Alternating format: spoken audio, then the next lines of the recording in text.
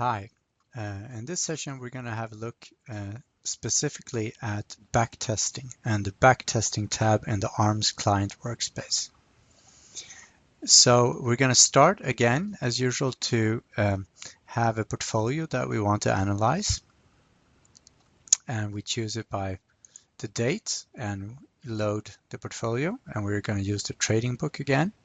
And we have a small sample portfolio here with only 5 positions in it. So what do we do in the backtesting tab?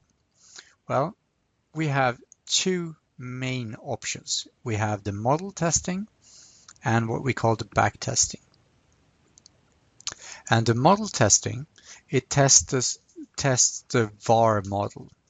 And it does so by using the same portfolio as we load for all the different scenarios that we test. So this means that at the current date that we're at the end date, we're going to have a certain portfolio. And for all historical days, we're going to use that date's market data, and we're going to make a VaR projection from that date 1 day forward. And we're also going to make a theoretical P&L from that date and 1 day forward. So we can match our VARs with our P&Ls, the theoretical P&Ls going forward. And then we can compare to see if we have any breaches of the theoretical P&Ls versus the VAR projection. And that will be our backtesting within the model test. And the backtesting, it tests also what happens if we have different portfolios on different dates, which means that the backtesting is actually testing both. It tests the VaR model as the portfolio ages with time.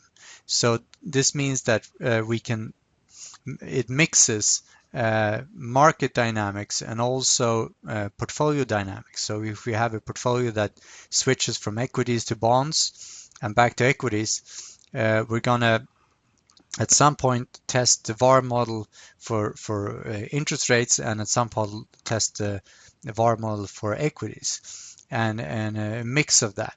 So the model testing that we're showing now, it's a pure model testing in the sense that it tests only the VaR model because the portfolio is kept the same over the whole backwards horizon that we're testing. So this workspace, it will actually do the calculation. So I prepared it because it takes a bit of time. So we're going to backtest 100 days backwards. And we're going to do, as I said, a theoretical P&L from 1 day to the next, and then a VaR projection from that day to the next. And we're going to use the method historic. And in just a minute we're going to see some other examples of this. And we're going to use the 1 day horizon, and we're going to take 1 day steps backwards, 95% quintile, and then we're going to have historical simulation using a rolling 250 business days window. And when we run this, we get this graph as the result. And we can see the red line at the bottom here represents the VaR number on the 95% quintile. And the samples here are samples that the theoretical P&L samples that we're comparing the VaR with. So then we can see how many breaches we have. We can see the breaches sorted here. And for every time we have a P&L that goes beneath the VaR, we get an exception. And then we can count all the exceptions. So we get 9 exceptions out of 100. And this for the Cooper check test on the 95% level confidence, we can see that it's just between the lower and upper boundary for allowed number of exceptions. So given just this data, we can't say that this model is bad, but it's also very close to having too many exceptions.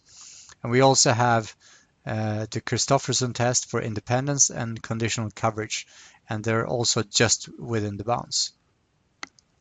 So we can see that the historical simulation with 250 days rolling is quite a static measure, which means that we're actually looking 250 days before this period, and the VaR is then quite stable.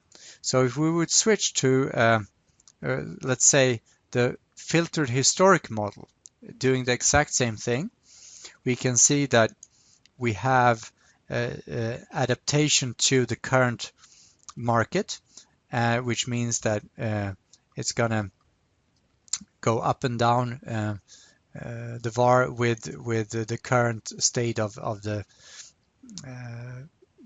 volatility. And we can see that using the filtered historical simulation, we get only 7 exceptions, which means that obviously this is more a dynamic VaR measure that follows the market better. So let's look at the classic Delta-Gamma, the parametric model, and we can see that it's also calibrated using 250 historical days for the covariance matrix, and we can see that it resembles the filtered historical, but it's even a bit higher VaR numbers on the 95 percentile, which means that we get only 6 exceptions. So on average, we get a bit higher VaR number, but the number of exceptions is now well within the tolerance levels that we would want. And so in this studio, you can play around with the different settings and try different VaR models and VaR settings and see if a certain portfolio would react better or worse on specific market conditions, and in this sense get a feeling for how to choose an adequate VaR model for your portfolio. And this is what I'm going to show with regards to backtesting. Thanks for listening.